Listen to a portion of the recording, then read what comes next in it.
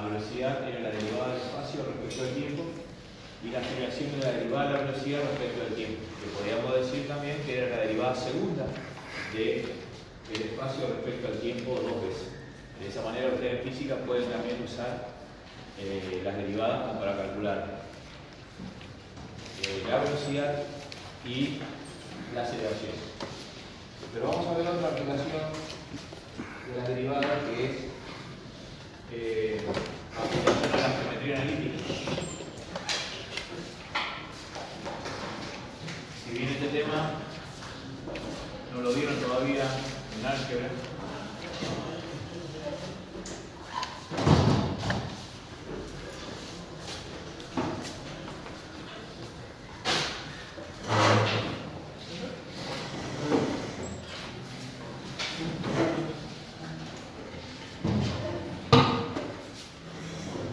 y este tema se llama ecuaciones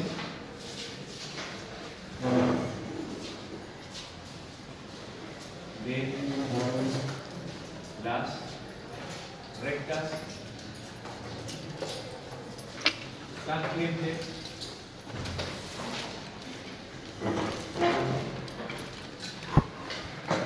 y normal a la curva. Es un ejercicio bastante interesante. Generalmente entra un par de ejercicios en los exámenes de práctico. No son muy difíciles. Y es una de las aplicaciones de la derivada. Para eso vamos a hacer un gráfico.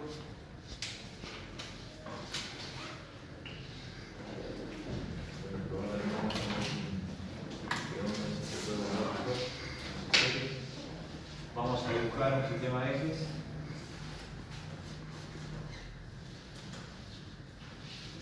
Vamos a dibujar una función cualquiera.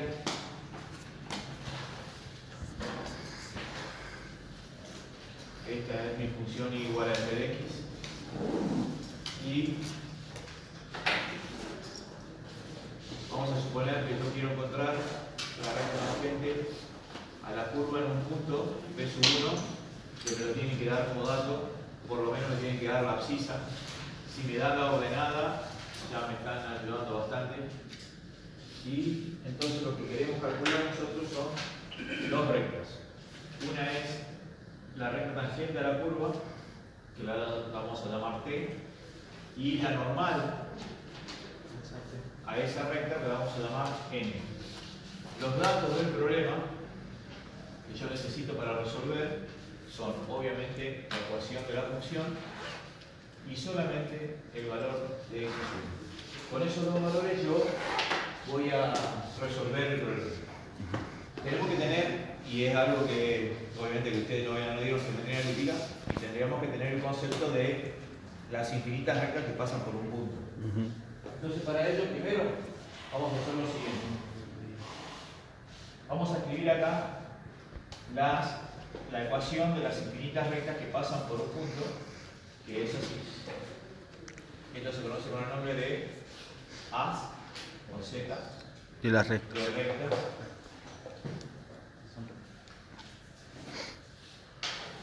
que pasan por un punto. Muy bien, pero por un punto pasan infinitas rectas, pero hay solamente dos, que una es tangente y la otra es normal.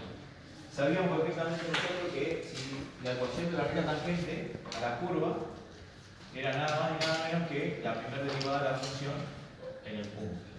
Entonces el estudiante necesita el valor de I1 y el valor de la derivada en X1. Entonces, ¿qué hace? Para calcular I1 es muy sencillo, reemplaza en la función el valor de X1 y ahí tiene el estudiante el valor de I1.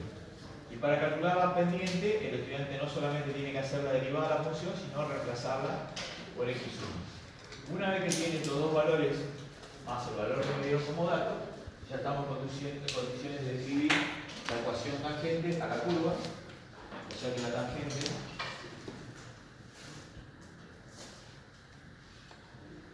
¿qué va a ser igual? Hay 2 menos y 1. f de x1 o y1, como quieran.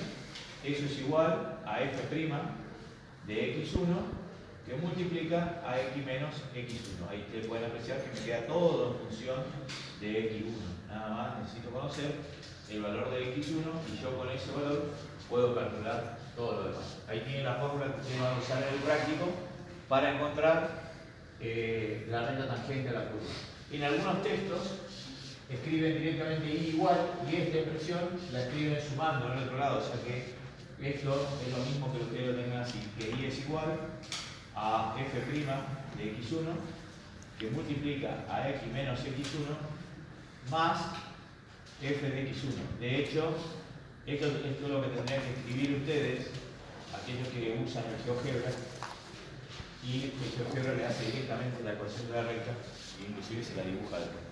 O sea, esta es la ecuación que tendrían que escribir ustedes en el GeoGebra para poder representar gráficamente la función, aquellos que utilizan el software ese que es bastante útil, inclusive bastante familiar en el teléfono, así que no deberían tener problema. Y para calcular la normal, el estudiante necesita tener otro concepto, que seguramente ya en el ingreso lo habrá visto, que dos rectas eran perpendiculares cuando sus pendientes eran opuestas y recíprocas, es decir, que tenían distintos signos y estaban invertidas. Entonces, justamente, como la tangente y la normal son perpendiculares, entonces, ¿cómo me queda la ecuación? Me queda y menos f de x1, todo eso queda igual, y acá cambia. La pendiente ahora va a ser menos 1 sobre f' de x1 que multiplica a x menos x1. Todo eso lo recuadramos y si el estudiante quisiera directamente ya ir a la recta, lo que tiene que hacer es escribir lo mismo, menos 1 sobre f' de x1 que multiplica a x menos x1 más f de x1. Ahí tienen las dos ecuaciones que el estudiante va a utilizar en el práctico para encontrar la recta tangente y normal.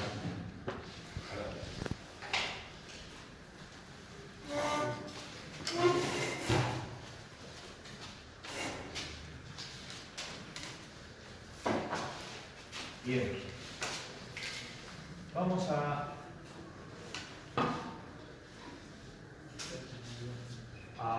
adosar a este tema un tema que se llama segmentos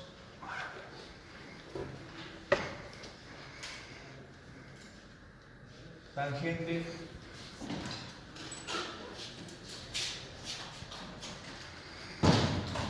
normal subtangente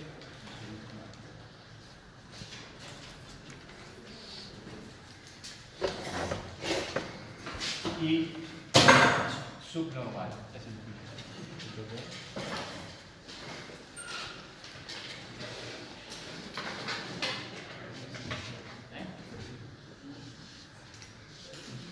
Creo que hay un práctico de esto.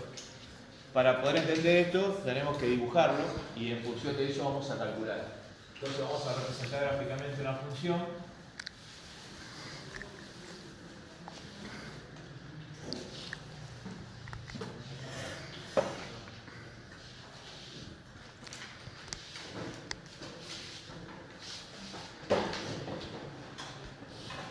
Esta función es conocida por nosotros, obviamente, y igual a f de x. Vamos a intentar dibujar la recta tangente y normal. Digo intentar porque es bastante difícil dibujar la tangente con marcador, pero ahí tenemos. Esta es la tangente y esta es la normal. Y obviamente ese es el punto P1.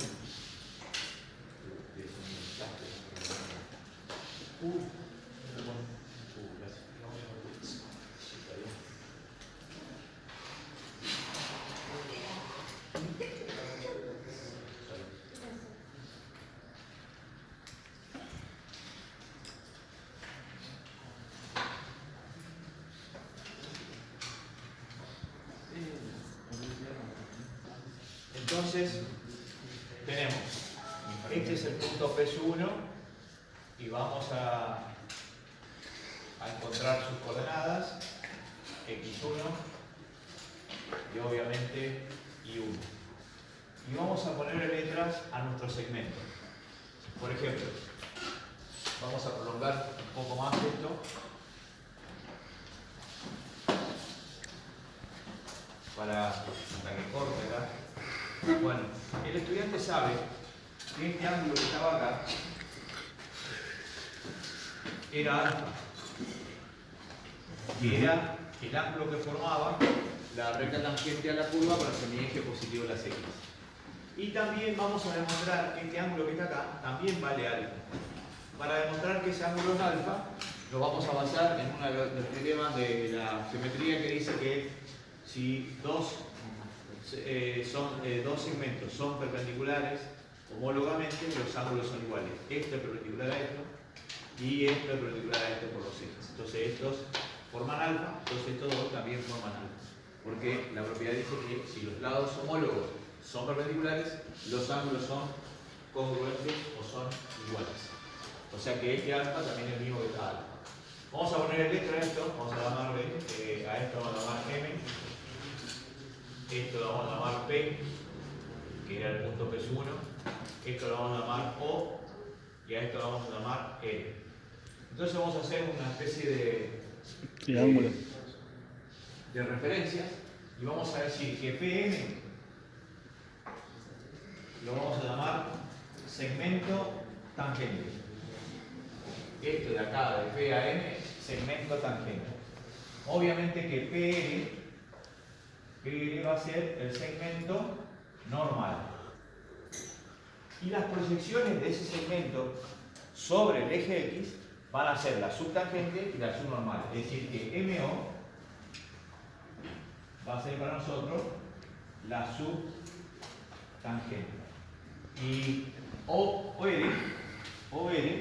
va a ser para nosotros la subnormal.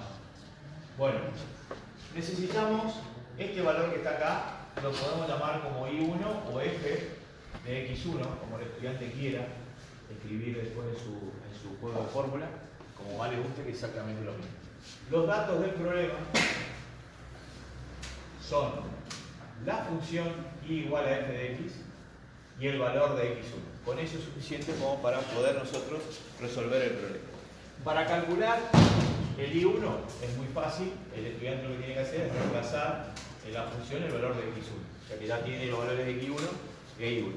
Entonces, vamos a basarnos en trigonometría. Si yo quisiera calcular el segmento subnormal, por ejemplo, el subtangente, y tengo este triángulo, en el triángulo OPM, ¿qué diríamos nosotros? Que la tangente trigonométrica del ángulo alfa es el cateto opuesto, que es el valor de I1, sobre lo que estoy buscando, que es MO, que es la subtangente. Entonces, como lo que estoy buscando es la subtangente, pero antes, ¿qué cosa? Sabíamos que la primera derivada de la función en el punto representaba la tangente trigonométrica del ángulo que forma la tangente con los segmentos de X. Entonces, despejando la subtangente, llego a la conclusión que la subtangente la calculo. Esto viene para acá, esto viene para acá, me queda I1 sobre F' de X1. Muy bien. Ahí la tienen a la fórmula que el estudiante va a utilizar en el práctico para encontrar la subtangente. Con la subnormal hago exactamente el mismo trabajo, pero ahora trabajo en este triángulo rectángulo y digo, en el triángulo POR, ¿qué sucede? La tangente trigonométrica del ángulo alfa es otra vez el opuesto sobre el adyacente, pero el opuesto ahora es la subnormal, o sea que ponemos subnormal sobre el valor de I1 que juega el papel de el cateto adyacente.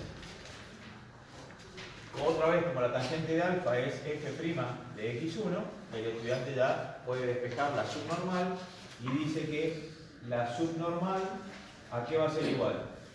A I1 por F' de X1. Y esta es la fórmula que el estudiante utilizaría en el práctico para encontrar la subnormal.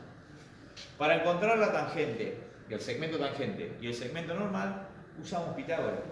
Porque acá tenemos un triángulo rectángulo, entonces yo digo que el segmento tangente, que es la hipotenusa, va a ser igual al segmento subtangente al cuadrado más el valor de I1 al cuadrado.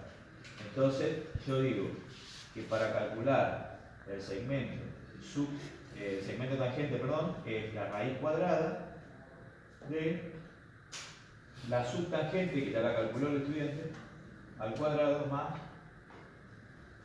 I1 al cuadrado. O sea, sería este valor más I1 al cuadrado. Y lo mismo va a hacer el estudiante ¿con quién? Con la subnormal. La subnormal,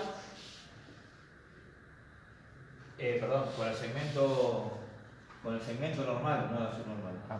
Claro, usás el segmento normal. Exacto, va a ser. El segmento normal es esto que está acá. Otra vez la hipotenusa. Entonces, esto que está acá es la subnormal al cuadrado, otra vez más I1 al cuadrado. Despejo y llego a la conclusión de que el segmento normal es igual a la raíz cuadrada de la subnormal al cuadrado más I1 al cuadrado. Ahí tiene el estudiante las 4 fórmulas con que él va a trabajar en el práctico para encontrar eso. No sé si hay un práctico de eso, me parece que se sacó, pero de cualquier manera si está mejor. Y en teoría le pueden preguntar, y ahí tienen la demostración de su simple dibujo, el dibujo lo lleva nomás a demostrar.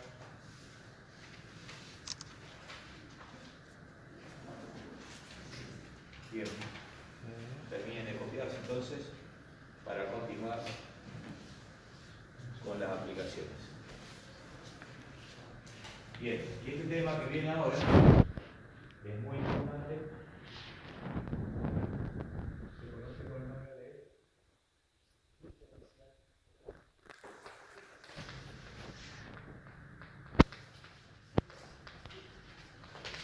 de una función. Es un tema que se pide mucho y eso es lo que yo voy a averiguar si este tema entra o no en este examen. Porque hasta acá entra, pero no sé si este está incluido o está excluido. ¿Está? En todo caso le digo a Juan Pablo que lo coloque en el campus. ¿Cuáles serían los temas que entrarían? Entraría toda la parte de límites, o sea, definición de límite, suma de límite, producto de límite, límite de una suma, límite del producto, límite de la inversa, infinitésimo, ahí entraría equivalente, seno de x sobre x, tangente de x sobre x, continuidad y concepto de derivado de una función en un punto, teorema de la derivabilidad de continuidad, las derivadas del producto, del cociente, de la potencia, de la compuesta, de la logarítmica, o sea que hasta acá. Y lo que tendría que confirmarle a ustedes si ese tema entra o no, pero ya tienen todo, estamos hablando solo de... Una pregunta, ¿el teorema de Bolzano, el teorema del valor medio, eso entra en teoría? No. Eso no. ¿Y en las aplicaciones estas que estamos dando también entran? Sí. En la de la física más en la práctica que en la teoría, pero esto sí, esto casi con seguridad, pero lo más que normal. Bueno, cuando están listos me avisan porque esto sí es un tema clave e importante.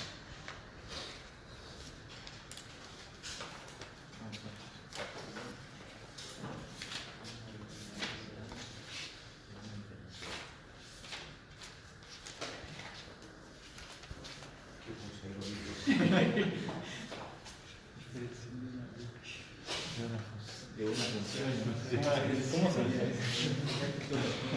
diferencial. Bueno, de la recta. La ecuación recta. Diferencial de f. Ahora sí, diferencial de una función. Bueno, ¿estamos listos? Vamos a partir de la definición de límite. Entonces, partiendo de la definición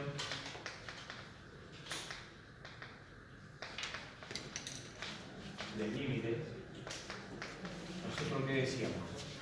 Que el límite con x tendiendo a de f de x era igual a L si y solo si el módulo de f de x menos L era menor que epsilon. Después aprendimos de que epsilon se hacía cada vez más pequeño, o sea, tendía a 0 cuando el valor de x tendía al valor a. Entonces, si a eso lo asocio con la definición de infinitésimo, entonces escribimos acá, por definición de infinitésimo,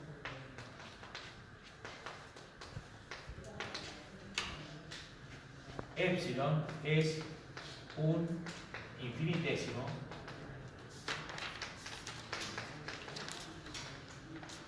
en x igual a a. Es decir, por lo tanto, cuando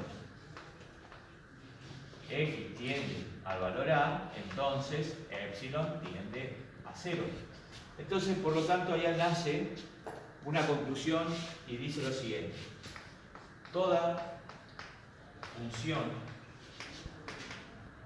f de x difiere, o sea que la recta significa, difiere de su límite en un infinitésimo.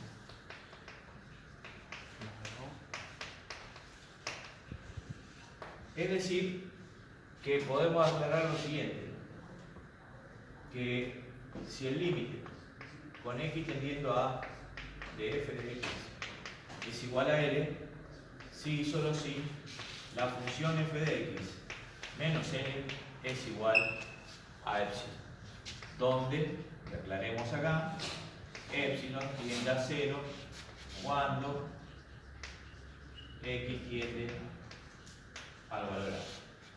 Muy bien. Todo eso de introducción es necesario hacerlo para poder demostrar la diferencial de la función. ¿De dónde vamos a partir? Del concepto de límite. De derivada. Por definición,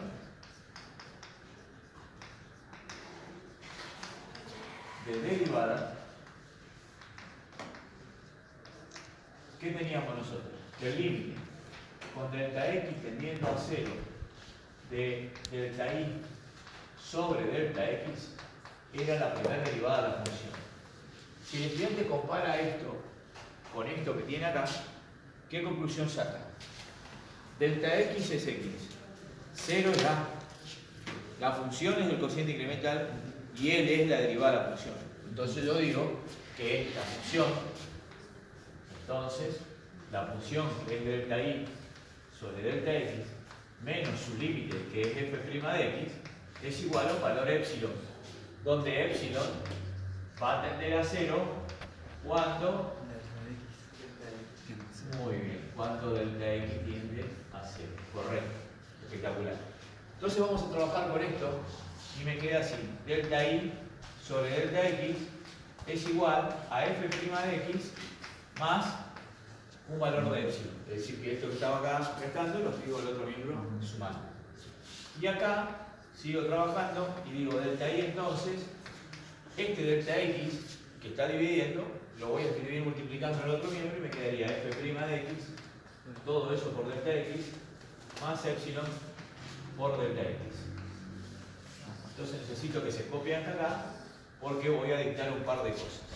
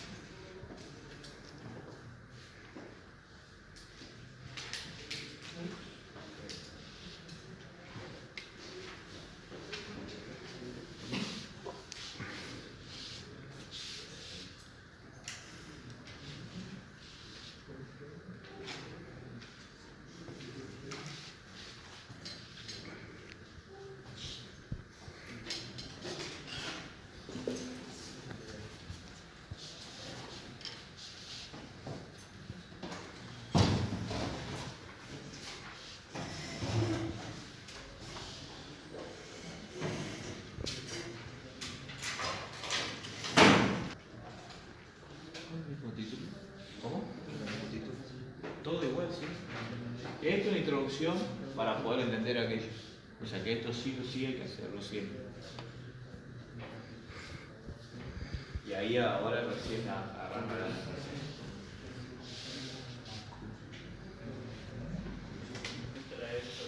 Sí o sí tenemos que hacer toda la introducción. Y sí, sería ideal para sacar una buena nota.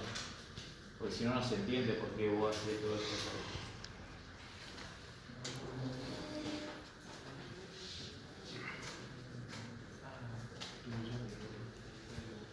Mencionar esto por lo menos, ¿eh? Toda función difiere de su límite en un infinitésimo. Ahí, eso te ayuda ahí, escribir esto hasta acá. También puede ser.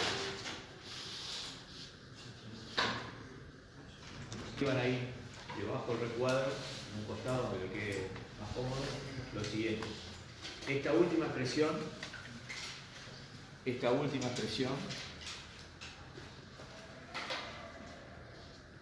es el incremento de la función delta i. Esta última expresión es el incremento de la función delta i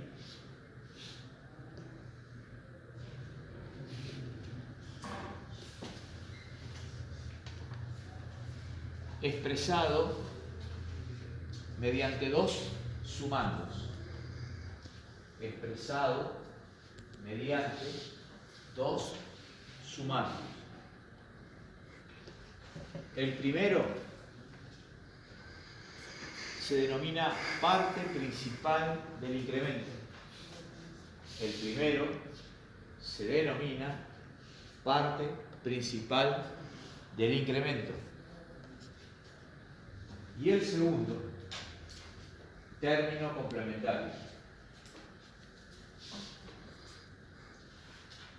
Repito, el primer sumando se denomina parte principal del incremento y el segundo sumando, término complementario.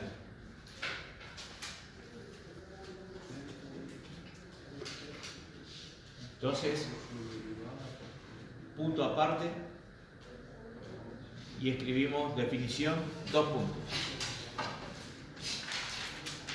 Dado, sí, y acá, después de ese dictado, poner punto aparte y abajo escribí definición. Dado una función y igual a f de x, derivable, dada una función y igual a f de x, derivable, definimos como diferencial de la función, definimos como diferencial de la función y se escribe df o di.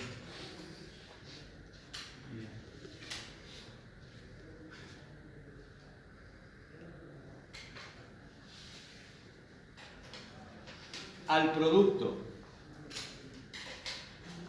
de la derivada de la función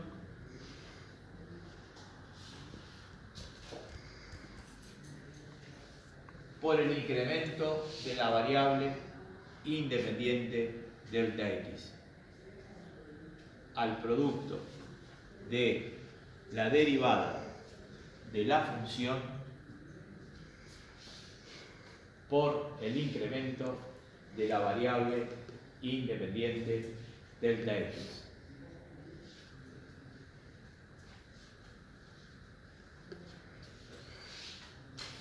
Coma. Es decir, que la diferencial de una... Sí, delta x. Es decir, que la diferencial de una función es la parte principal del incremento. Es la parte principal del incremento. Y ustedes tienen ahí justamente que podemos señalar que esto que está acá es la parte principal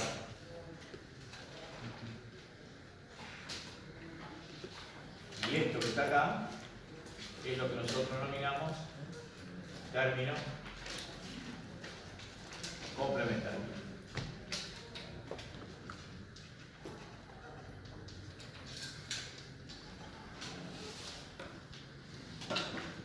Entonces, ustedes tienen ahí el texto que escribieron en definición y nosotros vamos a escribir lo siguiente. Sea I igual a f de x derivable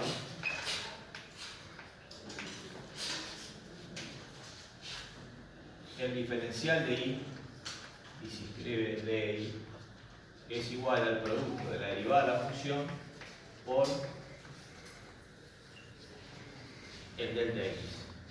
Eso es por definición, y si ustedes observan, justamente corresponde a la parte principal del incremento. O sea que esto que está acá coincide con eso que está acá, y eso es lo que dice el último párrafo de la definición. O sea, en la parte principal del incremento de la función delta.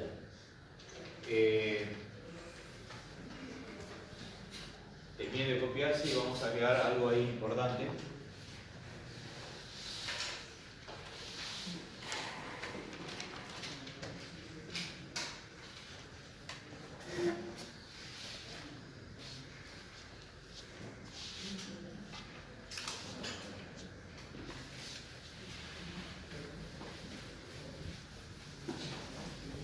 El término complementario epsilon por delta x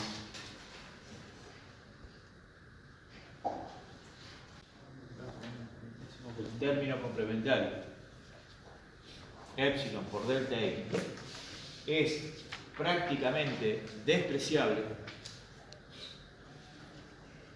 ya que resulta del producto de dos infinitésimos,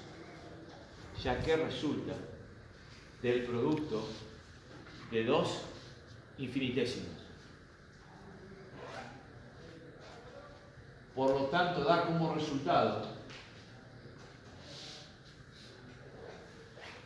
ya que resulta del producto de dos infinitesimos, y da como resultado otro infinitésimo de orden superior a delta i. Y da como resultado otro infinitésimo de orden superior a delta i.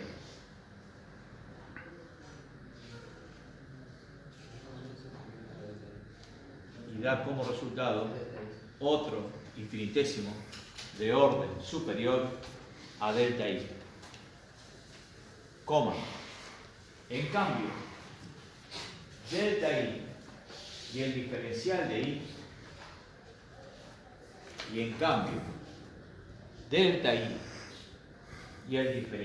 i, son infinitesimos equivalentes.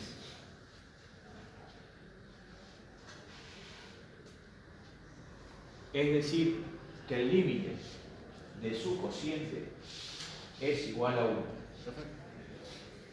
Que el límite de la cociente sea igual a 1, ¿importa cuál es el denominador? No, porque en el caso de seno de x sobre x es lo mismo que x sobre seno de x. Claro. No tiene nada. Sí, eso también estaba viendo que si hacemos al revés de como está escrito, digamos, queda un poquito más corta La demostración. Está bien, sí. Se llega más rápido eso, digamos. ¿No hay problema si lo hago así? No. ¿Quedó?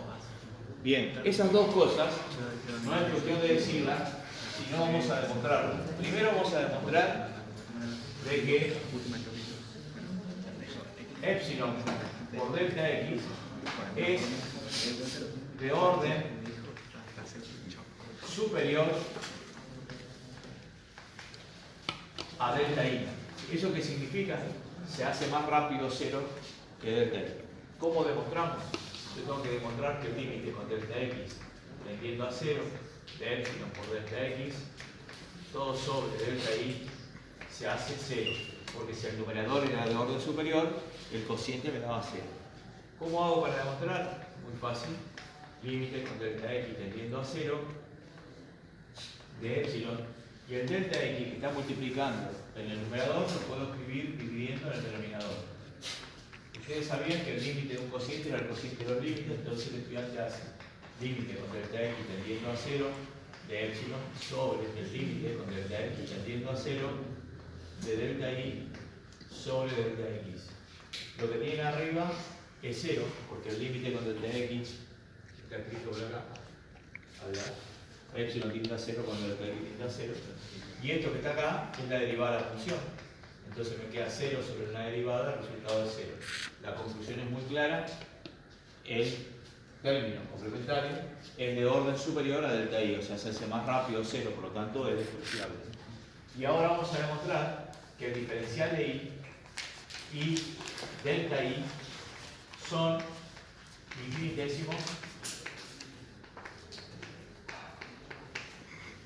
equivalentes.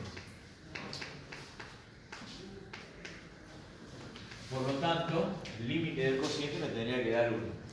La demostración también es muy sencilla y muy rápida. Delta x tendiendo a 0 de el diferencial de i sobre delta i. Esto me tendría que dar 1. Para demostrar, ¿qué hacemos? Lo siguiente, límite con delta x tendiendo a 0. En vez de escribir diferencial de i, voy a escribir su fórmula, que era f' de x por delta x. Todo sobre delta i.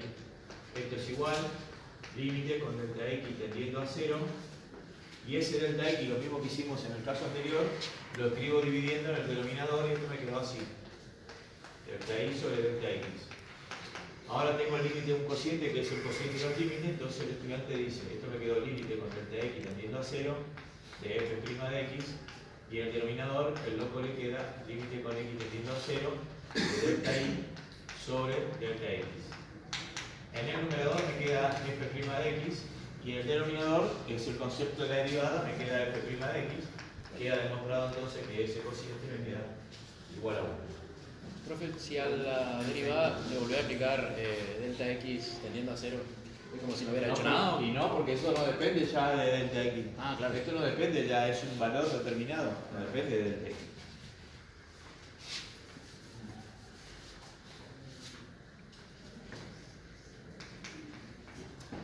Y ahí queda demostrado que son infinitésimos equivalentes. Bien. Y ahora vamos a poner como título forma analítica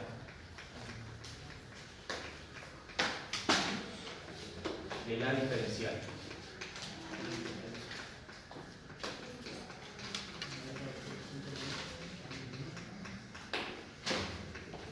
Aunque nosotros en los prácticos usamos más esta fórmula que sirve para aproximar, ahora voy a mostrar cuál es el objeto más importante que tiene la diferencial, pero en realidad nosotros necesitamos que el estudiante la sepa escribir así en forma analítica, porque cuando integremos, que es el proceso contrario a la derivada, o sea, a la diferencial, el loco lo que integra son funciones que fueron diferenciadas, y ahí aparece algo muy importante, que es justamente la forma analítica de la diferencial. Vamos a partir de una función muy particular, que era la función identidad. La función identidad era donde y era igual a x, o sea que se llamaba así identidad porque y tomaba el mismo valor que toma x. Si el estudiante calcula la diferencial de la función esta, aplicando la definición, diría que la diferencial de y era igual a la derivada de la función, que es 1 por el delta de x. Y si y es igual a x, entonces el diferencial de y es igual al diferencial de x.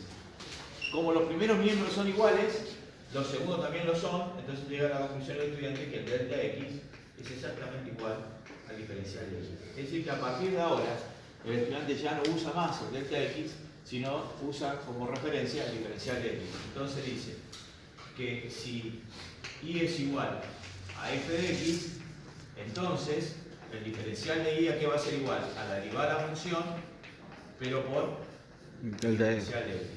Y ahí tiene el estudiante lo que nosotros denominamos expresión analítica de la diferencial. O sea que el loco va a encontrar a la diferencial siempre escrita de esa manera. La derivada de la función por el diferencial de x, porque demostramos que el diferencial de x y el delta x son exactamente iguales.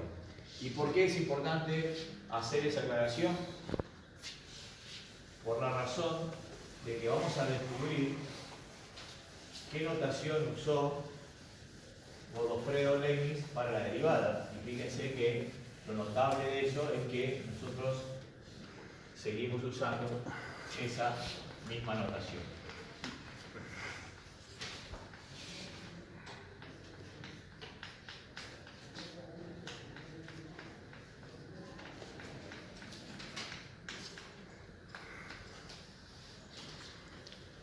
Si estamos demostrando que el diferencial de y es igual a la derivada de la función por el diferencial de x y el loco despeja f' de x, llega a la conclusión que esto es diferencial de x sobre diferencial de x. Pero nunca se le ocurra leer de esta manera, sino eso se lee derivada de y respecto de x. O si no, para ser mucho más claro, derivada total de y respecto de x. Esa fue la notación que usó Leibniz para la derivada, cosa totalmente contraria a la que hizo Newton, porque Newton inventó su propia simbología, cosa que por eso nadie entendía lo que él quería escribir, porque él era físico, o sea, no le interesaba la parte matemática, pero Leibniz sí era mucho más riguroso, porque era un académico de matemática. Entonces Leibniz llamó a la derivada de esa manera, y eso se lee derivada de y respecto de x, o derivada total de y respecto de x.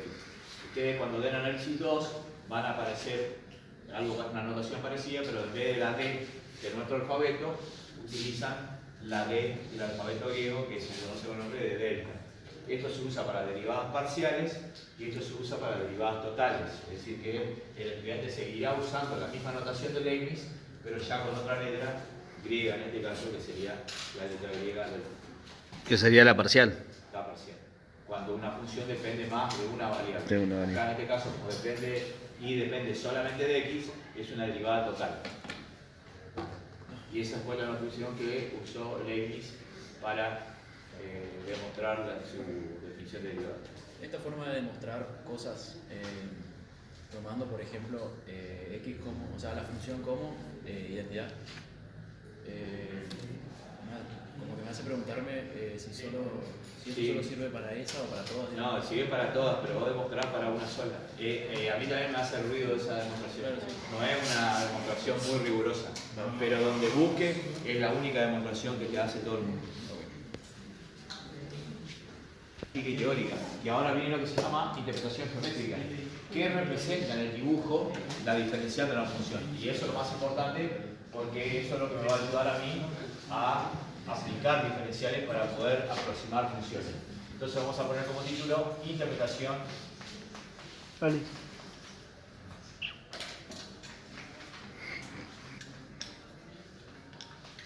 geométrica.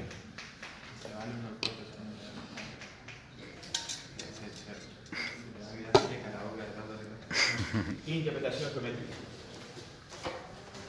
Bueno, esto vamos a demostrar con un sencillo esquema de trigonometría que representa la diferencial en el dibujo. Para eso vamos a dibujar una función cualquiera.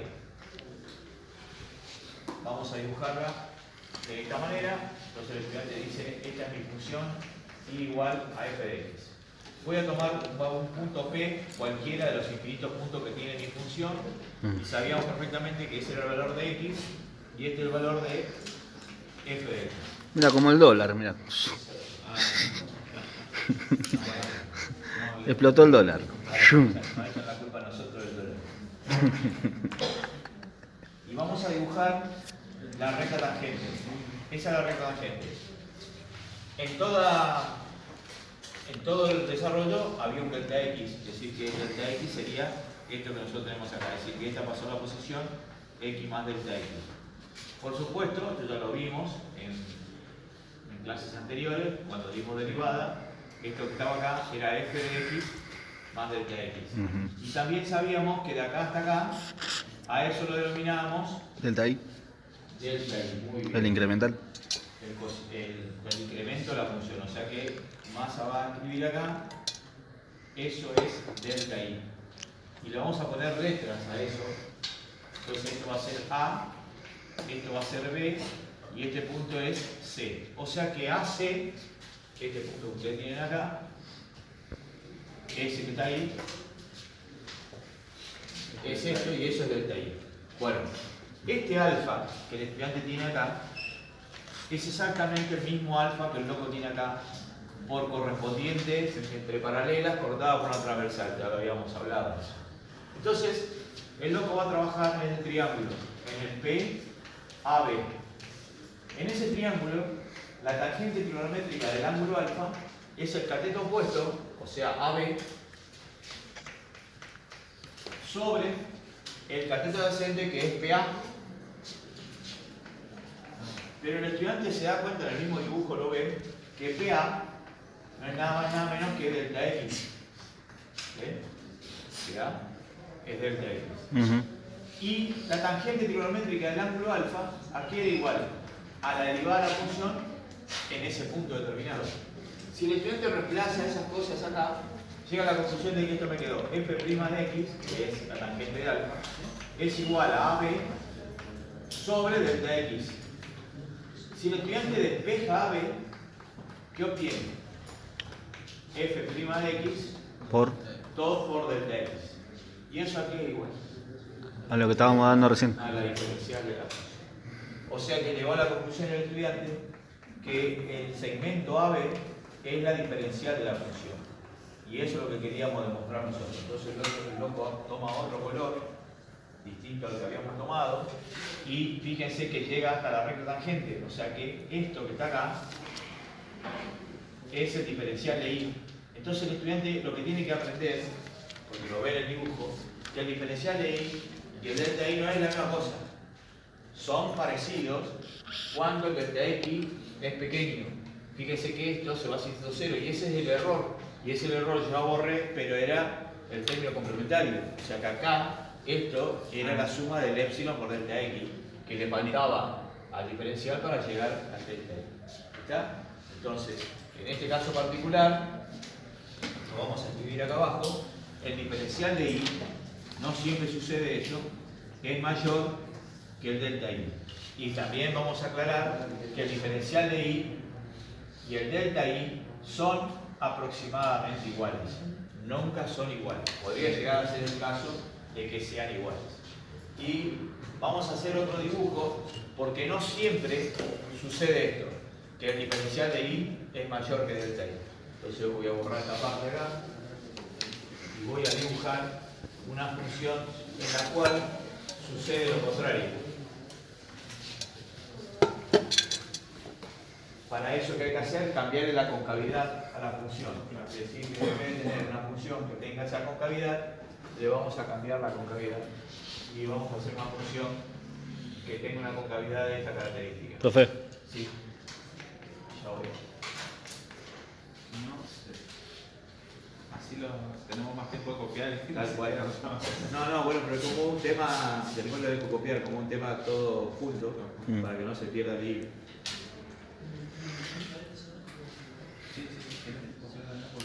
Profe, eso que borraste, ahí es donde llega lo de diferencial de la función. No, todo esto. Todavía no terminé, sigue siendo. Claro, todo esto es la interpretación geométrica de Claro, diferencial. vos tenés la definición analítica, la expresión analítica de la diferencial y la interpretación geométrica de la diferencial. Ahí terminaría el dibujo con este otro dibujo.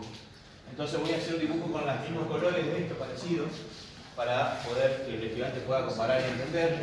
Entonces vamos a tomar un punto P acá, dibujo la recta tangente y este que está acá es justamente el valor de P. Este es el valor de f de x. Acá vamos a incrementar un cierto delta x. Esto pasa de x a x más delta x. Entonces mire el estudiante acá, la función, ahí tiene el estudiante f de x más delta x. Delta X. Y entonces acá las letras van a cambiar porque acá va a estar a, pero b, esto va a ser c y esto será b. No sé si lo puede apreciar el estudiante. Entonces ahora B sería el punto, Punto donde corta. es donde corta. La tangente que acá. Nosotros habíamos visto de que esto hasta AC en el dibujo era, no, Delta I. el delta I. Claro. Y nosotros, y el diferencial de I es hasta la recta tangente. Esto es el diferencial de I. O sea, AB otra vez. B es esto. Eso. Ah. Igual que acá. Entonces, acá se ve. Claro, el B es donde corta la tangente, digamos, la recta. Exactamente. Chao. Muy bien. Y esto sería que el diferencial de I en este caso particular es menor que el delta I. Por eso la concavidad va para arriba, digamos. Exactamente. Ah, mirá, tiene sentido el signo. Claro, Mayor, menor. si es menor a delta I, va para abajo. Estamos hechos una luz, Sí, la verdad que me está sorprendiendo. Es- Bueno, y ahora termine de copiarse los dos dibujos y le voy a dictar para que ustedes sepan qué representa la diferencial.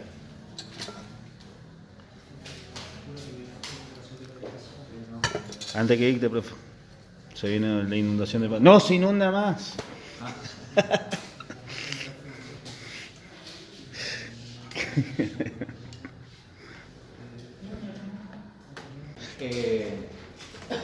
La diferencial de una función,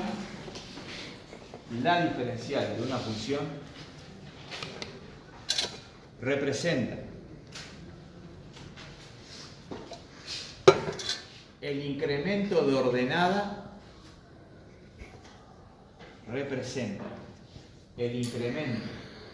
de ordenada, de la recta tangente a la curva en el punto, representa el incremento de ordenada de la recta tangente a la curva en el punto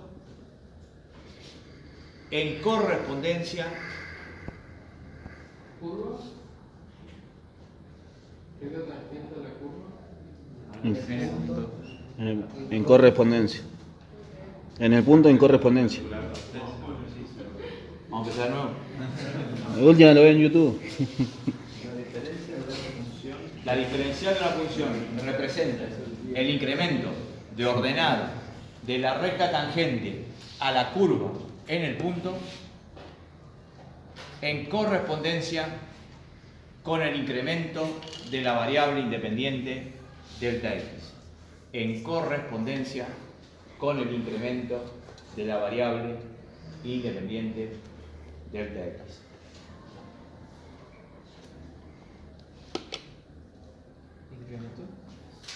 De la variable independiente delta x. Bueno, capaz que leerlo no lo interpreta, pero lo único que dice es justamente esto que está acá.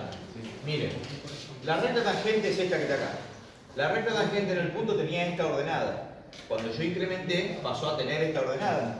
El incremento de esa ordenada es justamente el diferencial de y. ¿Y por qué habla en correspondencia con el delta x? Porque según donde está el delta x, vamos a tener un cierto incremento. Por eso habla de que es el incremento de ordenada, la recta tangente a la curva en el punto, pero en correspondencia con el valor delta x. Varía delta x, obviamente que varía el diferencial de y. Bien. Punto aparte, en un párrafo ahí más adelante, escriban. La aplicación más importante que tiene la diferencial,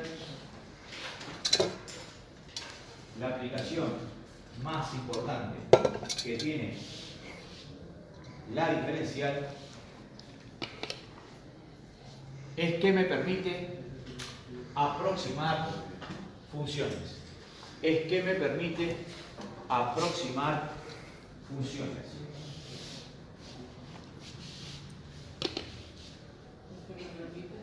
Aproximar funciones.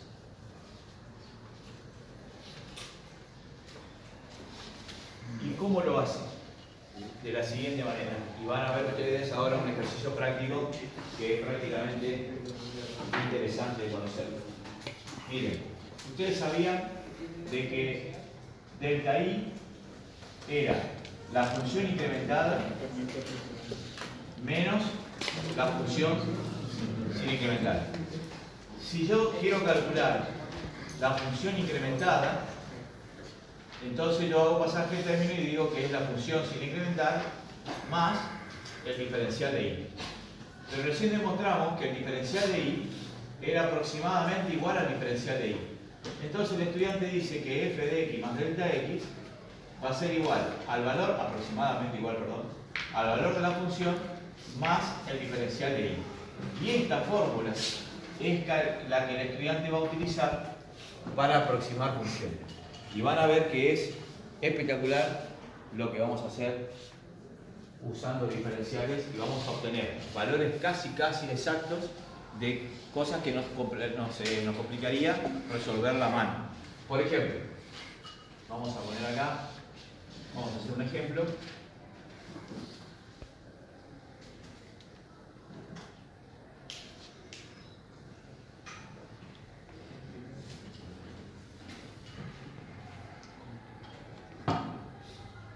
Vamos a calcular en forma aproximada la raíz cuadrada de 8.8.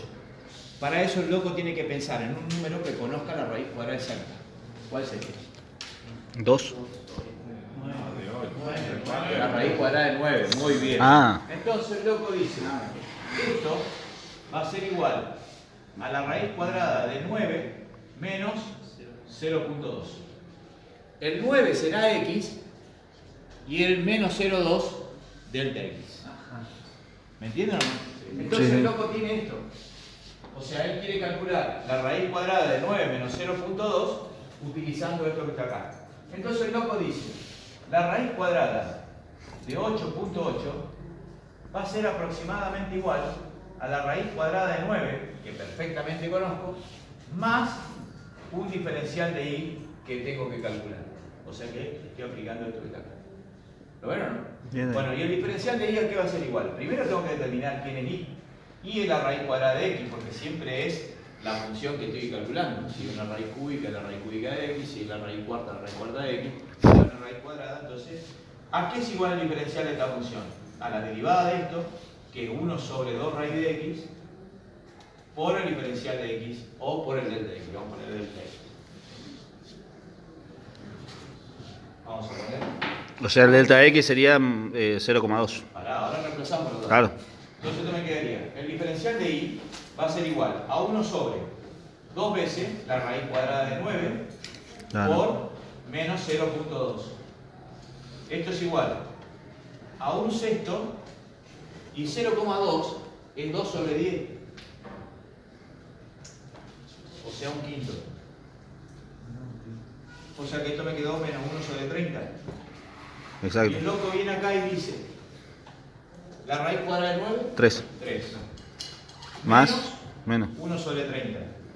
Y esto es una cuenta muy fácil de resolver. 30 por 3, 900. 900 menos 1 es 899. Quiere decir que el loco dice que la raíz cuadrada de 8.8 es aproximadamente igual a 899 dividido 30. ¿Alguien me puede calcular esto en forma exacta? ¿Cuánto me dio? 2,96, Para 96, dame más. 6, 4, 6, 4, 7, 9. 7, 9, Ajá. 3, 9, 5. 395. Bueno, ahora calcular la raíz cuadrada de 8. Exactamente igual en todos los decimales. No, esta es la de 8,8. Ah, no, Ya, que vivo son. Claro, no, 8, 9, Ah. dividido 30. Ahora, chicos, vamos a hacer nuevo. Bien, ¿pero quién te mandó? ¿Kisilov? Pero lo hago. 29, o sea, 899 dividido 30. sí, 29,96666. Algo está mal. No, acá dice mal, a lo mejor la cuenta es. Hace esto de la resta. A ver, 3 menos 1 sobre 30. Ah, sí, da 30. ahí está, ahí sí me da 2,966. ¿Pero cuánto te dio la cuenta esta? ¿Te dio fracción? Dale, 89 sobre 30. Ah, 79, perdón. Me faltaba un. ¿Eh? Es que 30 por 3 es 90. Está para el gobierno. Bueno, y eso me quedó 2 puntos. 9, 6 periódicos. Perfecto. Ahora dame el verdadero. 2 puntos. Hacer ahora la raíz cuadrada de 8.8. 2,966. Bueno, ahí nomás. Guárdalo así, después guárdalo. Claro, porque es un valor aproximado. dijo. Claro, por supuesto. Exacto. Pero fijate con la precisión con la que vos sacás. Al toque. No es una cosa, claro. Y no- entonces, sin calculadora, yo no necesité calculadora, porque esto lo puedo hacer esta cuenta. Cosa de mandinga. Todo hicimos mentalmente. Claro. ¿Me entendés? Bueno, pero ahora se entiende el tema diferencial y eso. Está bueno. Hasta ahora veo en el parcial. En el parcial un logaritmo. Aparte, me está ofendiendo, me está entendiendo. El límite me decía, ahora se entiende el diferencial. ¿Qué lo entendiste por masa? Decime algo que no entendí, yo, entonces te doy la clase. Hay que tener claro Hoy renuncio. Bueno, pero eso ahora entendí. Ahora entendí. Al otro salambre no entendí yo. Veníamos cargando la herencia del año pasado. dijo. que no se tenemos todos al revés. Es un desastre. Es un desastre.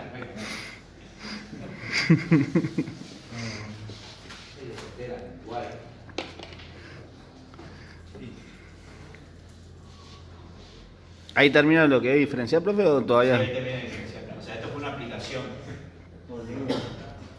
Y esto ustedes lo van a ver en el práctico. Calcular en forma aproximada tal cosa. ¿Entendés? Usando diferencial. Por eso. No, pero eso es porque eso es error nada más, porque es lo mismo. Porque, ¿qué es el error? El error es el valor verdadero menos el valor aproximado. ¿Entendés o no? Bueno, el delta I es la función incrementada menos la función sin incrementar. O sea que es más o menos parecido, ¿me entendés? Entonces, como delta I es aproximadamente igual al diferencial de I, yo puedo tomar como que esto es el error aproximado, ¿me entendés o no? Entonces, calcular el diferencial es lo mismo que calcular el error, ¿me entendés o no? Entonces, por ejemplo, si vos tenés, a ver qué se me ocurre, vos tenés una plancha de metal, Hmm. que tenés un radio, vamos a suponer que el radio vale 2. Y eso vos la dejás al sol y eso se dilata. Entonces aumenta su superficie.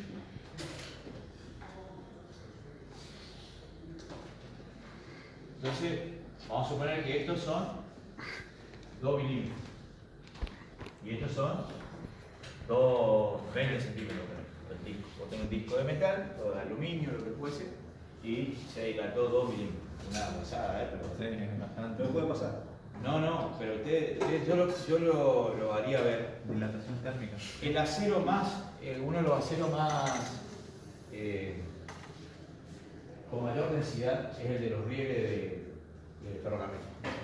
Vayan en invierno, ahora estos días, bueno, ya prácticamente ya no hace más Las frío. juntas uno ve las Las separaciones. juntas exactamente, las juntas están, no podés poner una gilea ahí.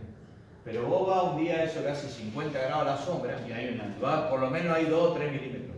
Y usted dice, ¿cómo puede ser que se dilate semejante riel que tiene una densidad impresionante? Bueno, imagínense el aluminio, imagínense otra cosa que es mucho más débil al efecto del calor. Entonces 2 milímetros sigue siendo más o menos una exageración para este disco, pero no crean que estoy exagerando. Bueno, entonces, ¿qué pasa? Si vos quisieras calcular el valor exacto que cometés el error, vos tendrías que calcular la superficie del disco con el radio ampliado, restarle el disco con el radio sin ampliar. ¿Entendés? Y ahí te da el error que vos cometiste. Bueno, pero usando diferenciales, vos podés decir que el diferencial de esto va a ser, el diferencial de superficie va a ser igual a la superficie, por la derivada de la superficie, perdón, por la diferencial del radio. Entonces vos tenés, la superficie de esto era pi por radio cuadrado. La derivada de esto va a ser 2pi radio. ¿Entienden? Entonces el diferencial de superficie va a ser igual a 2pi radio por el diferencial de radio. Entonces yo me quedo que la diferencial de la superficie va a ser igual a 2pi. ¿El radio cuánto vale? 20. Y el diferencial de R es lo que se incrementó. No podemos usar 2 milímetros, tenemos que usar llevado todo a centímetros, por lo tanto, porque 0,2. Exacto, 0,2. Y ahí el loco tiene, esto sería 2pi 20, esto es 2 sobre 10, Entonces esto me quedaría, Y sería el valor esto me quedaría 8 pi. Y 8 pi sería lo que aumenta de este centímetro cuadrado. Lo que aumentó el área. Pero ¿cómo tú tendrías que calcular el verdadero área? Tendría que haber calculado el área del disco con el incremento, menos el área del disco sin incrementar, y ahí me hubiese dado. Y me iba a dar algo aproximadamente igual a la diferencial. Ahí tiene una aplicación de para qué sirve la diferencial. No, pero está bueno. Ahora calcule cuántas arroz le tiene que poner al disco. Para llegar a fin de mes. No, y en los rieles es espectacular. Uno va ahora